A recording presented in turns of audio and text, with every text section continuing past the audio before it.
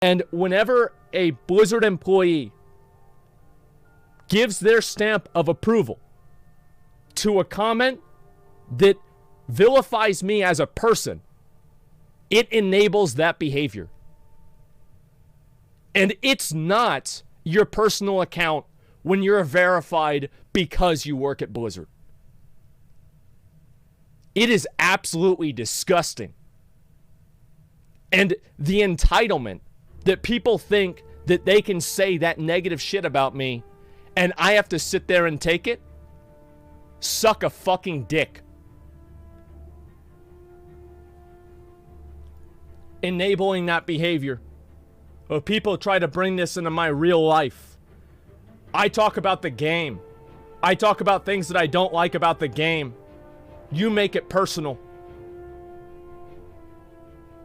It's disgusting.